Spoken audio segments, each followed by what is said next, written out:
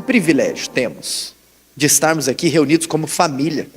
Senhor, obrigado porque o Senhor nos concedeu uma igreja para frequentar, uma família para pertencer, irmãos para viver o cristianismo real, verdadeiro, essencial. Obrigado por isso, Pai. Senhor, eu oro para que irmãos inclusive se conheçam aqui, eu oro para que novas amizades sejam feitas, eu oro para que você faça irmãos de aliança aqui nessa igreja. Senhor, obrigado pelo privilégio dessa reunião pública domingo. Senhor, livra o nosso país de perder a liberdade de expressão, Senhor. Nós não queremos perder, porque o fim disso pode ser até a perca de um culto público. Nós não aceitamos isso sobre a nossa nação. Senhor, obrigado pelo privilégio que nós temos de estar aqui de maneira específica. Nós te pedimos, ó Pai, a semente será plantada, mas regue nos nossos corações. Eu oro para que haja um ambiente de fome, de sede pela tua palavra, mas eu oro também para que após a ministração da palavra, a igreja seja despertada para viver um cristianismo prático. Essa é a minha oração em nome de Jesus. Quantos estão comigo? Diga amém. Quem está com fome de palavra aqui? Levanta a mão, levanta a mão.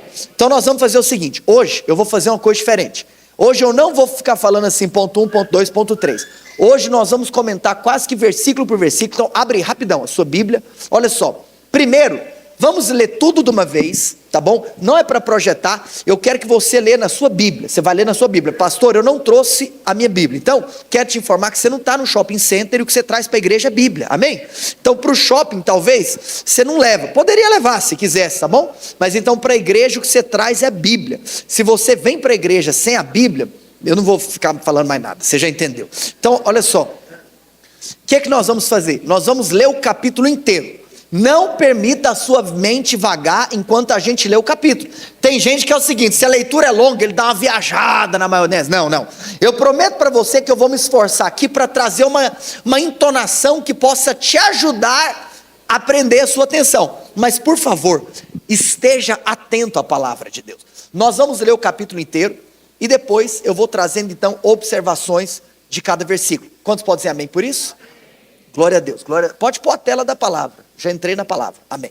Vamos lá, amados, esta é agora a segunda epístola que vos escrevo, em ambas procuro despertar com lembranças, o quê? A vossa mente esclarecida. 2 Pedro 3, verso 2 agora. Para que vos recordeis das palavras que anteriormente foram ditas pelos santos profetas, bem como do mandamento do Senhor e Salvador, ensinado pelos vossos apóstolos.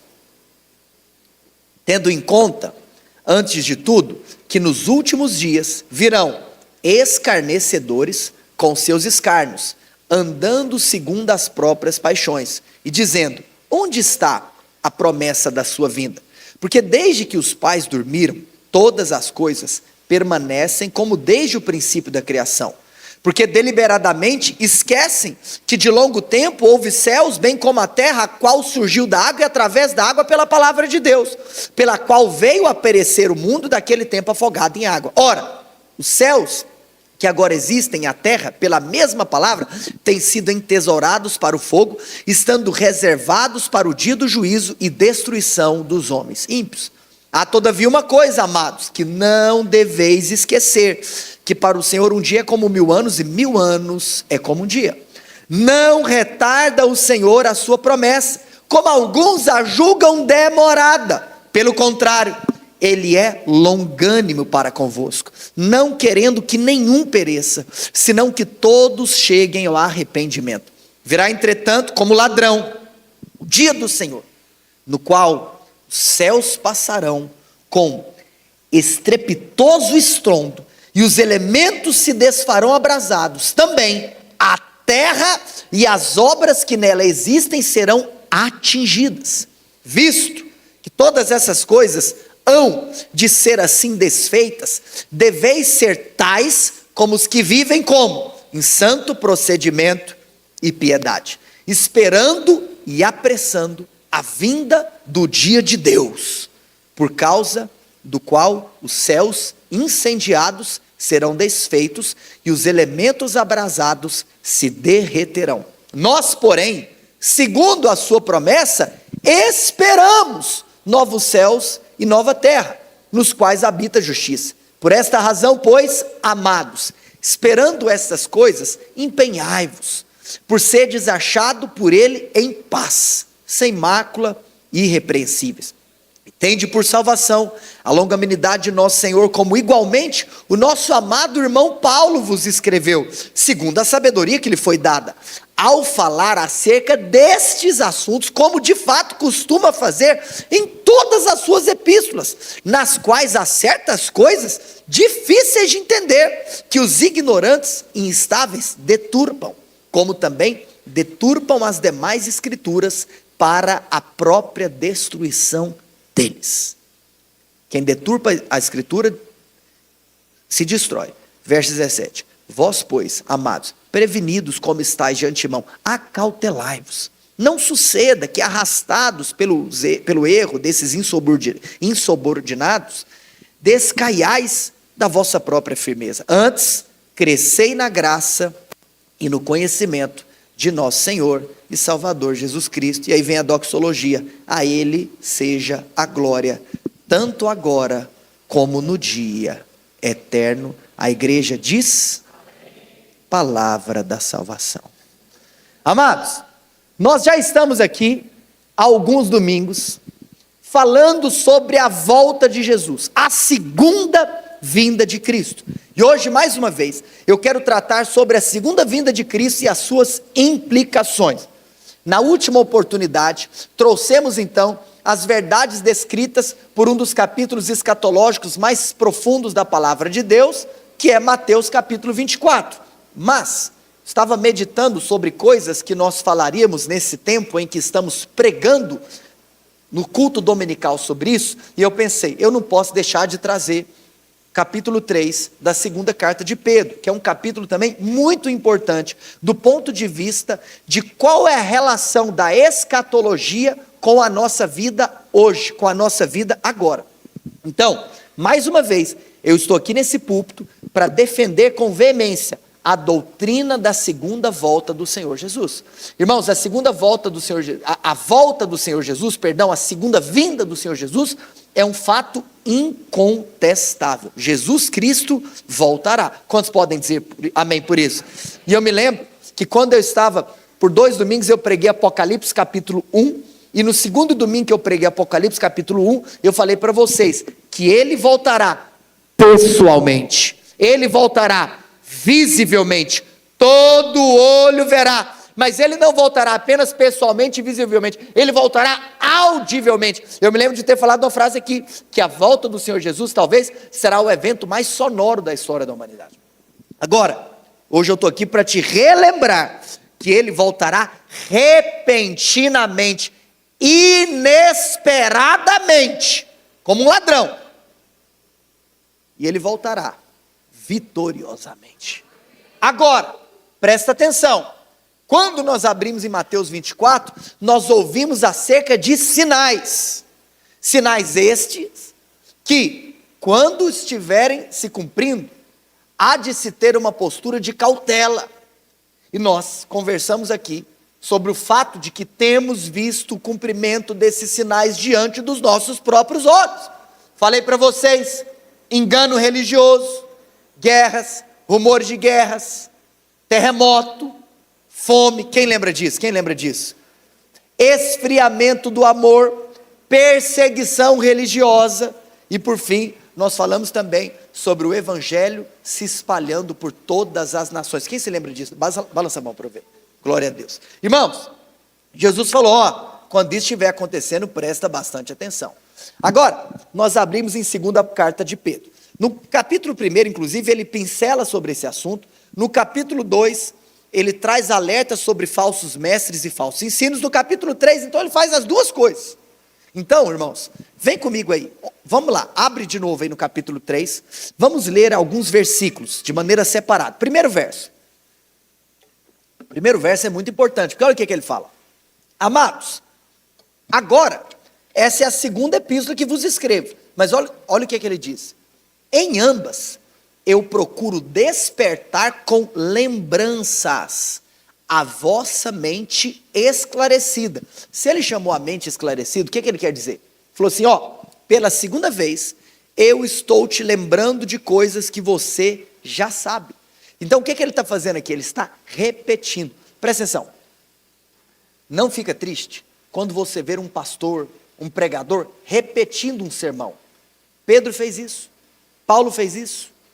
Todos os pais da igreja fizeram isso. Por quê? Porque é necessário repetir, para que a verdade seja fixada no nosso interior. Aliás, irmãos, eu queria dizer para vocês que o púlpito não é lugar de novidade.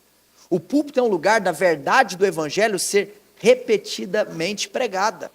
Eu estava conversando com um pastor, que na minha humilde opinião, é um dos maiores mestres que eu conheço no Brasil. Ele virou para mim e falou uma frase que, meu Deus do céu, foi como um punhal que entrou no meu coração. Ele falou assim: Vinícius, de Gênesis a Apocalipse, eu prego a mesma coisa.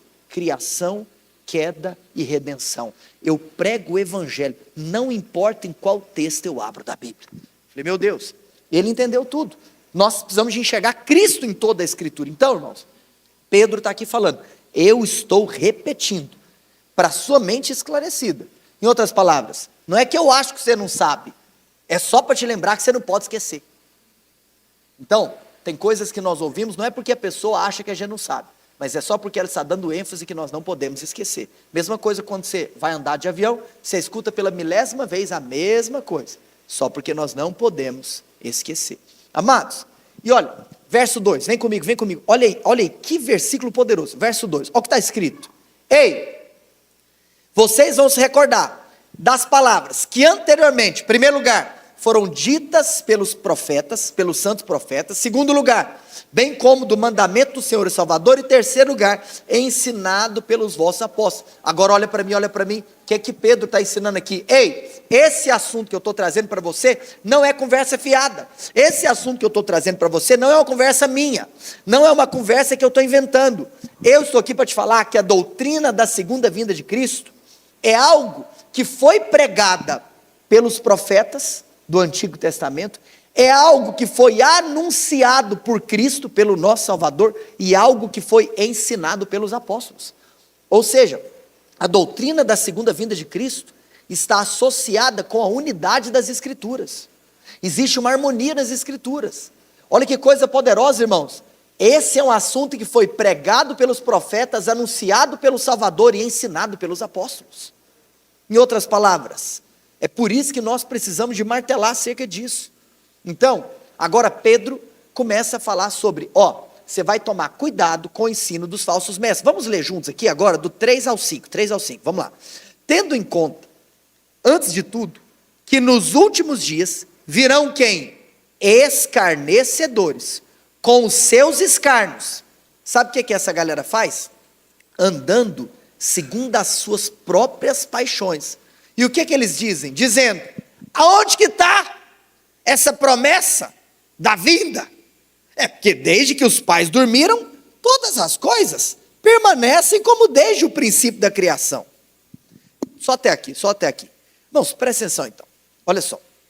Aqui, Pedro está nos prevenindo sobre a influência dos falsos mestres, que ele chama aqui de escarnecedores. Presta bastante atenção, olha que coisa importante. O que ele nos mostra? O tempo em que esses falsos mestres iriam atuar acerca desse assunto. Qual que é o tempo? Está aí no verso 3, nos últimos dias. Agora, deixa eu te contar algo. De acordo com a palavra de Deus, últimos dias representa o tempo entre a primeira vinda e a segunda vinda de Cristo. Desde quando Jesus foi assunto aos céus, no Monte das Oliveiras, ele já até associou a sua ascensão com a sua volta. Ele associou. Ele falou assim, olha, do mesmo modo em que me vistes subir, do mesmo modo. Vou te contar uma coisa, ele vai voltar no mesmo lugar de onde ele subiu, o Monte das Oliveiras. Quem aqui quer ir no Monte das Oliveiras? Eu profetizo que você vai no Monte das Oliveiras. É impossível. Mês que vem eu vou estar no Monte das Oliveiras. Deixa eu te contar uma coisa. Obrigado, Micael. Deus te abençoe. Amém. Olha aqui para mim.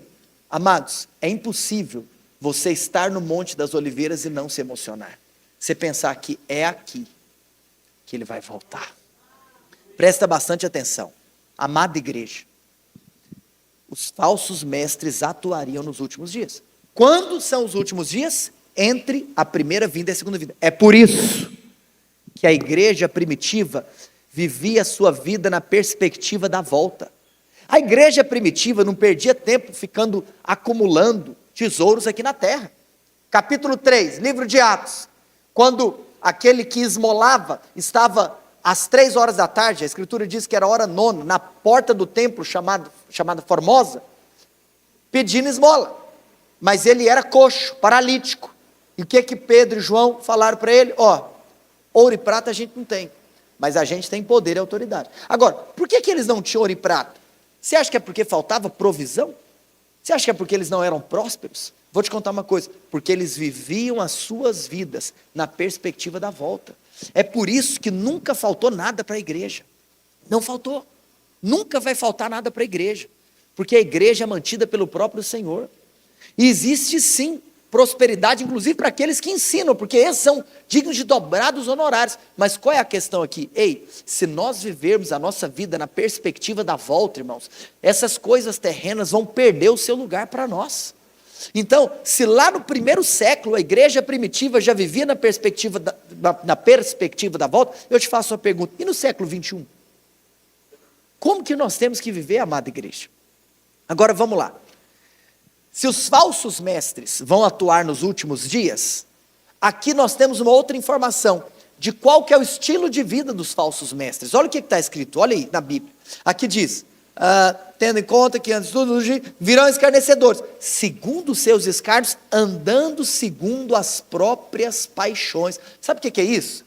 Vou te contar uma coisa, é que todo falso mestre vive uma vida torta.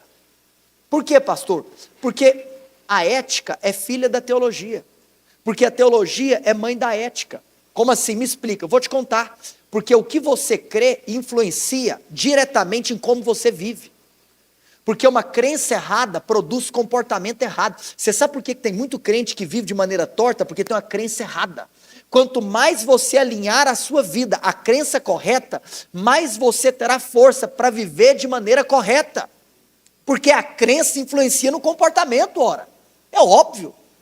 Então, amados, essas pessoas aqui, por que tem uma teologia errada? Vou te contar uma coisa, é para tentar justificar seu erro. Tem muita gente que na busca de justificar o seu estilo de vida, que é contrário ao estilo de vida proposto pelas Escrituras, querem deturpar as Escrituras, trazendo uma nova teologia, só para tentar mascarar a falta de caráter, só para tentar mascarar a falta de hombridade, a falta de santidade. Aqui está escrito, Pedro falou, você pode olhar, a vida dos falsos mestres, vida torta. Amados, agora vamos lá, eu te faço uma pergunta, se eu te contei que eles atuarão nos últimos dias, que o estilo de vida deles é uma vida torta, agora eu quero te fazer uma pergunta, qual é o ensino que os falsos mestres trazem? Falando desse tema, repito, qual é o ensino que os falsos mestres trazem quando o tema é escatologia, volta de Jesus? Isso aqui agora é o ponto alto da nossa palavra de hoje. Olha o que está escrito aí. Olha o que está escrito aí. Versículo de número, deixa eu abrir aqui, 4. O que os falsos mestres pregam? Sabe o que eles pregam? Essa pergunta aqui. Onde está a promessa da sua vinda? Onde que está? Aí, o que está escrito? Por quê? Porque desde que os pais dormiram, todas as coisas permanecem como desde o princípio da criação. Repito, porque desde que os pais dormiram, todas as coisas permanecem como princípio da criação. O que significa? O que ele está dizendo aqui é o seguinte, ei, para com isso. Sua avó falava que Jesus ia voltar. Cadê sua avó? Seu pai falava que Jesus ia voltar. Você fala para os seus filhos. Em outras palavras, os antepassados falaram que Jesus estava voltando. Sabe o que aconteceu? Estão lá, enterrados no túmulo. E eu te pergunto, Jesus voltou? Em outras palavras, vem cá. O que você acha que essa pergunta gera? Essa pergunta gera incredulidade com relação à promessa. Essa pergunta vem para tentar desmoralizar a promessa da vinda. Por quê? Porque é uma semente de dúvida, que vai produzir depois, então, um início de rebeldia. Rebeldia à doutrina da segunda vinda.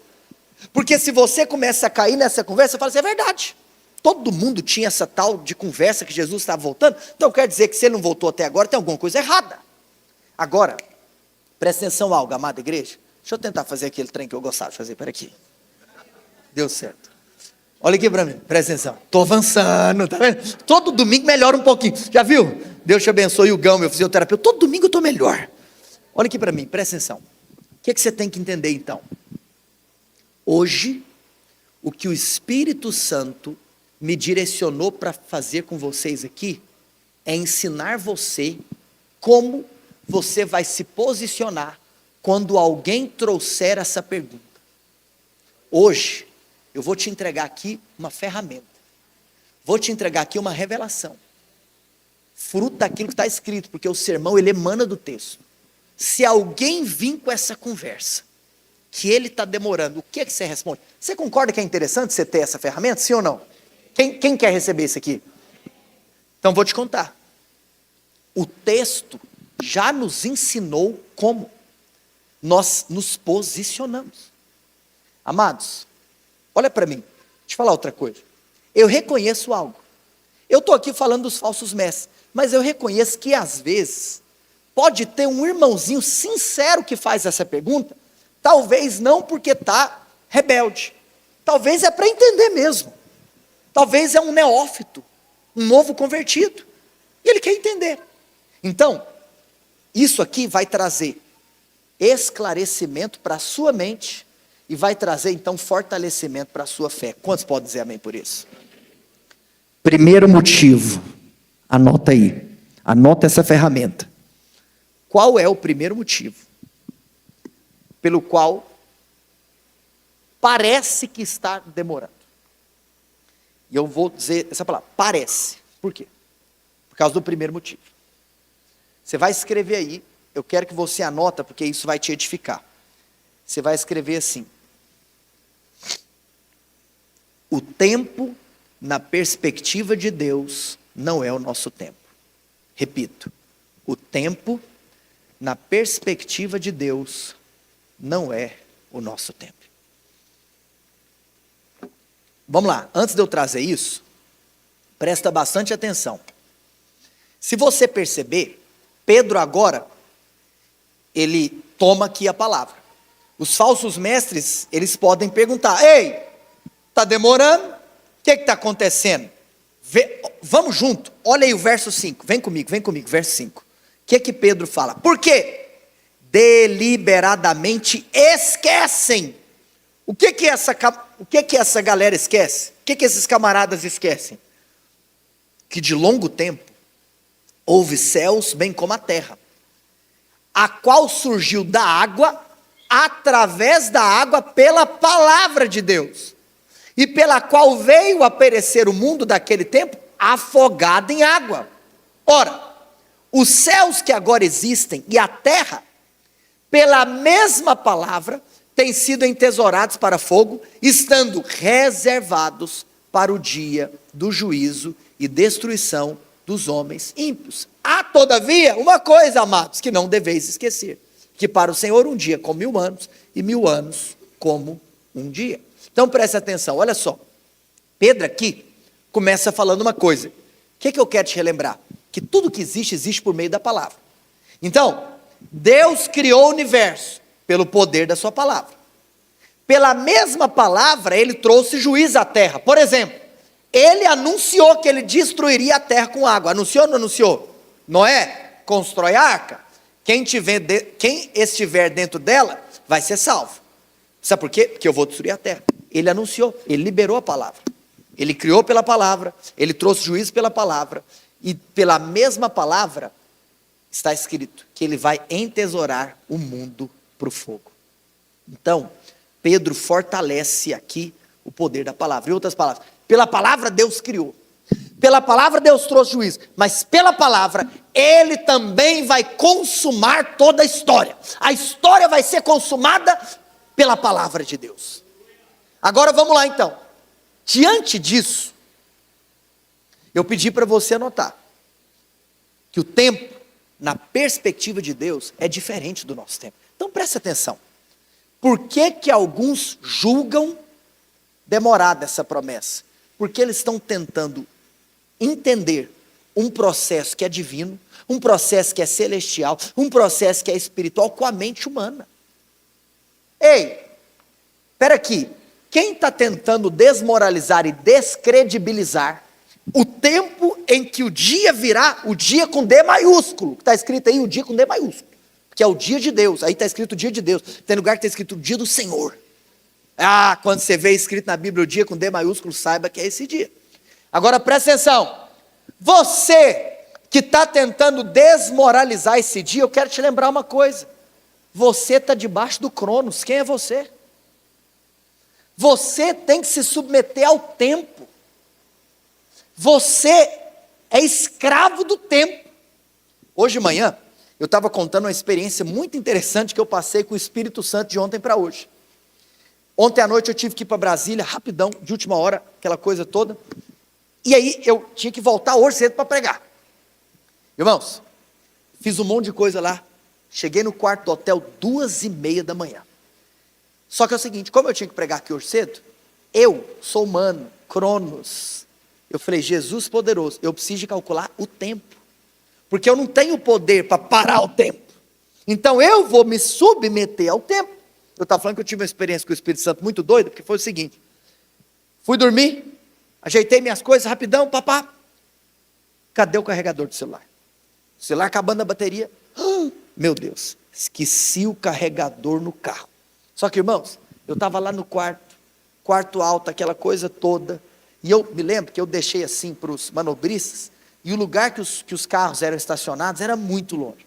Falei, sangue do Cordeiro de Deus, está tarde, eu tenho que acordar muito cedo, eu vou ter que trocar de roupa aqui, porque eu já estava te pedindo, eu vou ter que trocar de roupa, descer, aquela coisa toda, e aí, sabe aquela hora que você calcula os minutos que você pode dormir?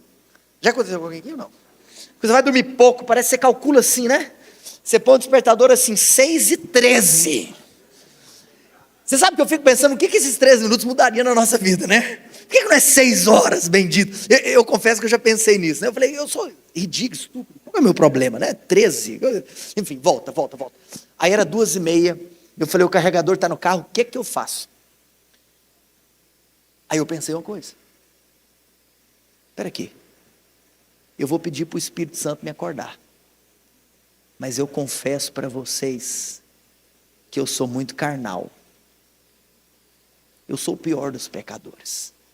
Eu lembrei de outra coisa, falei assim, se eu estou no hotel, eu posso pedir para o recepcionista me ligar. Não, já sei, liguei, recepção, queria pedir um favor para o senhor, você pode me ligar aqui 7 horas da manhã, que eu calculei, rapaz, se eu tomar banho muito rápido, sai 7 da manhã, dá tempo de chegar no culto. Pedi para ele me acordar, e ele falou, posso. Aí eu descansei, quer dizer que eu descansei quando eu vi a palavra do recepcionista, e não descansei quando eu pensei que o Espírito Santo podia me acordar? Irmãos, hoje cedo levantei, pum, aí eu não tinha, né, fechado a cortina com blackout, porque eu falei, eu preciso de sol. Quando eu olhei para fora, eu vi o dia, não sei se isso já aconteceu com você, me bateu aquele medo, porque eu falei assim, de duas uma, ou deu muito bom, ou deu muito ruim. Falei assim, será que é meio-dia? E lascou tudo. O que será que aconteceu no culto, meu Deus do céu? O que virou? E aí, irmãos, é aquele segundo de apreensão, que hora será que é? Você está entendendo ou não? Já passou por isso ou não? Porque eu pensei, já viu o dia que você está muito cansado? Que eu falei, cara, pensa se o camarada me ligou e eu não ouvi. Porque eu tenho potencial para isso. Minha esposa teve que liberar muitas vezes perdão na minha vida, que tinha dia, que quando as meninas eram pequenas, eu acordava, pleno, para ir para a oração, e aí eu virava para ela e falava assim, amor, mas que noite, que noite. Aí eu falava assim, as meninas dormiram a noite inteira. Irmãos, essa mulher queria me matar. Ela não acredita. Como assim? Falou assim, a Isabela acordou 5 vezes. Falei, mentira. Eu tenho potência, assim, eu não durmo, eu morro e ressuscito todo dia. Meu sono é pesado. Irmãos, tinha um relógio lá no quarto. Quando eu olhei no relógio, 6h38 da manhã. Aí eu tive que ligar para o recepcionista, cancelando a ligação que ele ia me fazer. O Espírito Santo falou: você não confia em mim. O Espírito Santo falou: você não sabe que eu sou seu melhor amigo? É só você me pedir. Irmãos, por que disso? Vamos voltar? Amados, porque nós estamos debaixo do Cronos. Para nós, uma hora tem 60 segundos. Um dia tem 24 horas. Eu falei errado? Perdão. Um minuto tem 60 segundos. Irmãos, nós estamos aqui, debaixo de segundos, minutos, horas, dias, semanas, meses, anos, séculos, milênios. Nós estamos debaixo disso. Mas hoje eu estou aqui para te falar, Deus não. Deus não está debaixo disso, porque Ele não está debaixo daquilo que foi Ele mesmo que criou. Quem que criou o tempo? Quem que criou o Cronos? Deixa eu fazer uma pergunta. O que nos delimita a troca de um dia é até a alternância dos luzeiros. Quem criou os luzeiros? Um dia eu estava meditando a criação. Sabe o que o Espírito falou para mim? Você tem que entender até o motivo pelo qual eu criei 2 luzeiros. Porque Ele podia ter criado só um. Por que Ele só não criou o sol e era só o dia inteiro? Por que Deus criou a noite? Sabe o que o Espírito Santo um dia me falou? Eu criei a noite para que todos os dias os meus filhos se lembrem que existe um novo amanhecer. Quando você olha para a troca dos luzeiros, os céus estão pregando o Evangelho, que você pode recomeçar todo dia. Amados, nós não podemos entender a perspectiva de tempo em uma mentalidade terrena, achando que tem algo que está demorando, sendo que quem está fazendo a conta somos nós. Hoje cedo eu estava também relembrando a igreja de João capítulo 11, da ousadia de Marta, de falar uma besteira tamanha para Jesus, quando o irmão dela tinha morrido, e ela vira para Jesus e fala assim: Ê Jesus, te avisamos, ele estava doente, te ligamos, digo eu, não Senhor, né? Você sabe que não tinha telefone naquela época, te avisamos, você não chegou, sabe o que aconteceu? Morreu. Em outras palavras, o que Marta estava falando? Você demorou, chegou tarde demais. Agora eu quero te perguntar, a perspectiva divina de tempo é a mesma que a nossa? Você está preocupado que tem alguma promessa que está aparentemente demorando? Quero te fazer uma pergunta, o que aconteceu com Lázaro? O que aconteceu com Lázaro? Quando mandaram chamar Jesus, Lázaro estava morto? Não, estava doente. Ou seja, chamaram Jesus para fazer o quê? Curar. No final das contas, o que aconteceu com Lázaro? Quero te fazer uma pergunta sincera. O que é mais poderoso? A cura ou a ressurreição? Porque quando parece que o milagre está demorando, é porque no final ele vai ser muito maior. Sabe por quê? Porque a perspectiva de tempo para Deus não é a mesma para nós. Por isso que o apóstolo Pedro fala uma frase: ei! Qual que é a frase que o apóstolo Pedro fala? Presta bastante atenção em algo. A perspectiva de tempo para nós não é a mesma perspectiva de tempo para ele. Porque para nós, para ele, um dia é como 1000 anos para nós.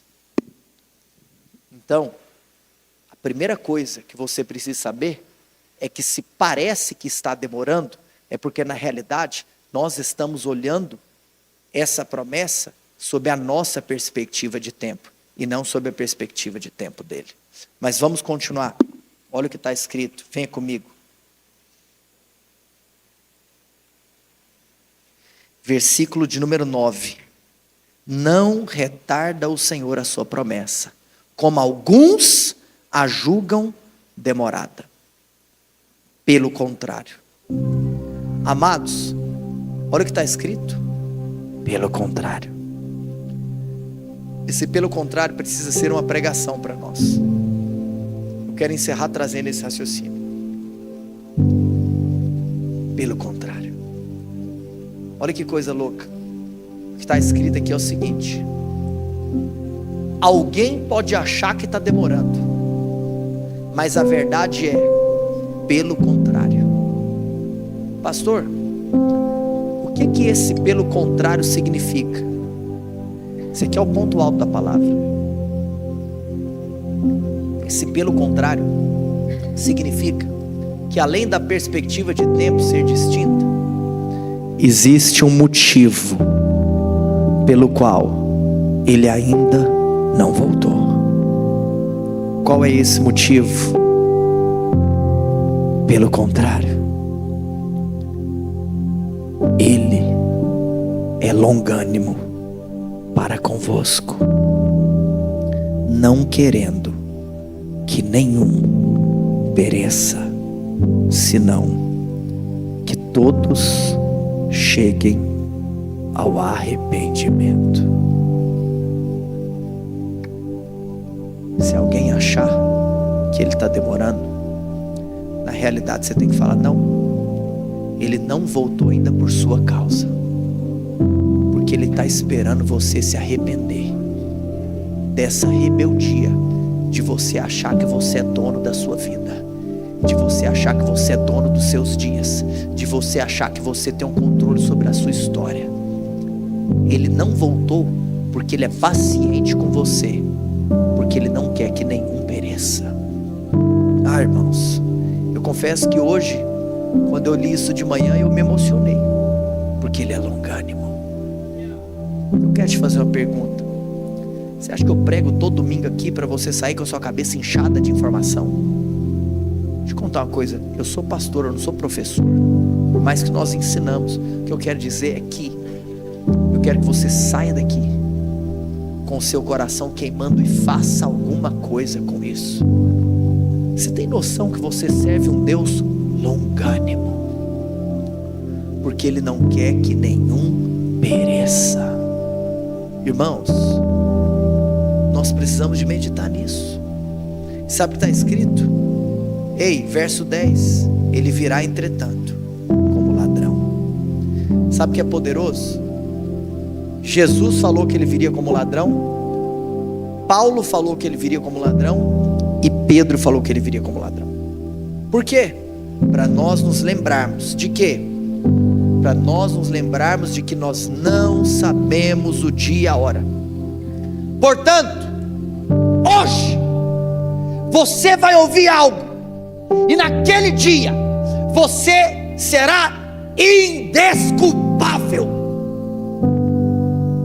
Não adianta você ser membro de igreja evangélica, não adianta você parecer crente, não adianta você falar português, inglês e evangeliquez, não adianta você, quando vem para cá, trocar de roupa, porque lá fora você veste uma roupa indecente, mas aqui você tem um pouquinho de vergonha na cara e você dá uma tampada no seu corpo. Não adianta, porque ele virá como ladrão, e quem não tiver azeite na lâmpada não vai entrar para as bodas. Hoje você é indesculpável. Jesus falou, Paulo falou, Pedro falou, e o Vinícius está falando. O que eu quero te dizer com isso? Nós vamos anunciar a palavra de Deus. Você vai anunciar isso para as pessoas que julgam a vinda demorada.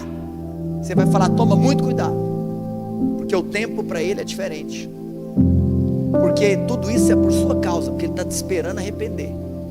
E saiba de algo: ele vai vir como você menos espera. Sabe o que vai acontecer? O time de adoração pode vir. Quando ele vir, eu não vou ler, mas vem comigo, eu vou te contar. É a sequência do texto.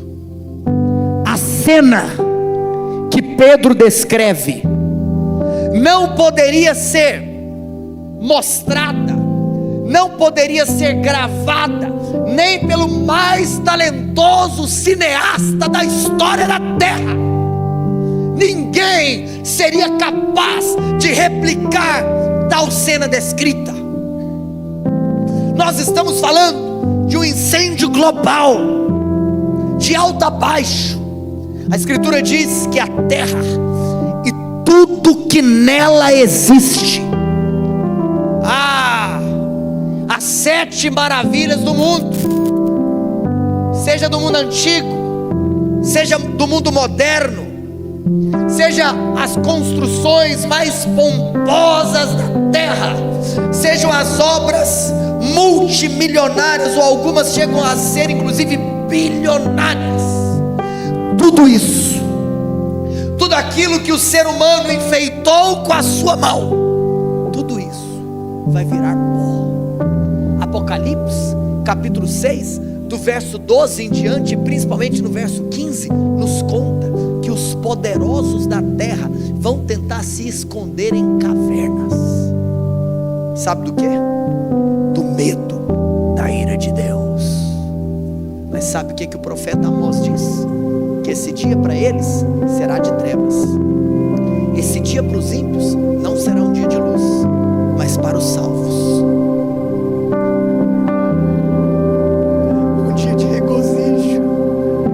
de gozo inefável, um dia de vitória completa e absoluta.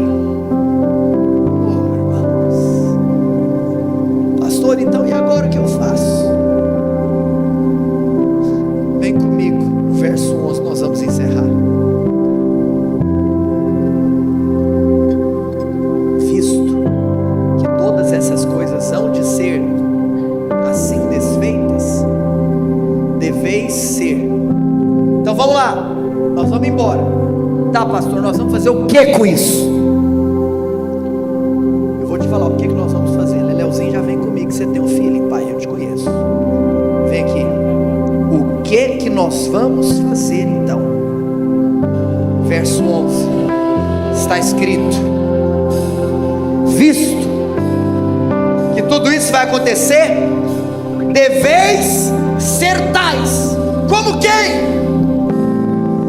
Como os que vivem em santo procedimento e piedade. O que você tem que fazer com essas informações que hoje você recebeu? Você tem que andar em santidade e em piedade.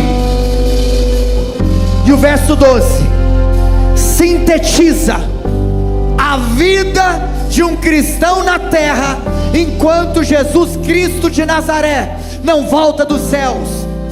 E essa síntese vem através de 2 versículos. Perdão. Essa síntese vem através de 2 palavras. Me perdoa, porque agora eu vou demorar, porque eu estou sentindo algo no Espírito. Vem cá. Essa síntese vem através de 2 palavras. Irmãos, essas 2 palavras representam o andar de um cristão.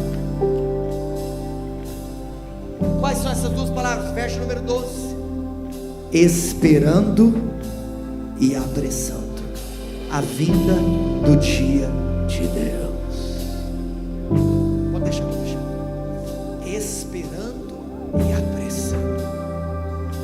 Por que Davi foi um homem segundo o coração de Deus? Porque ele fazia 2 coisas na vida.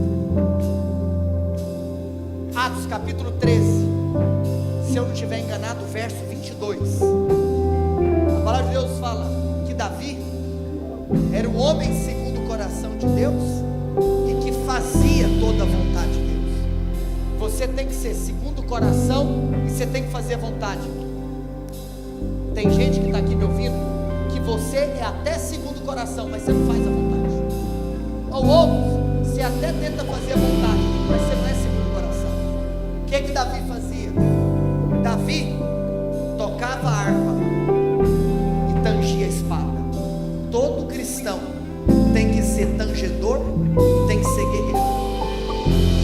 Mas tem cristão que só quer ser tangedor, e tem cristão que só quer ser guerreiro. Tem cristão que só quer ser Marta, tem cristão que só quer ser Maria. Quero te fazer uma pergunta sincera e honesta. Quem desse auditório inteiro que está aqui é seu discípulo? Quem? Quero te fazer essa pergunta. Quem que está aqui assistindo esse culto, que se converteu através da sua vida e você cumpriu a grande comissão? Você pregou, você ensinou a guardar, você viu se batizando e você está aqui fazendo discípulo. Pode ser, você sabe, irmãos, eu amo a nossa igreja, eu reconheço que os irmãos são maravilhosos como discípulos, mas eu quero fazer uma pergunta honesta e sincera: você é só discípulo ou você faz discípulo?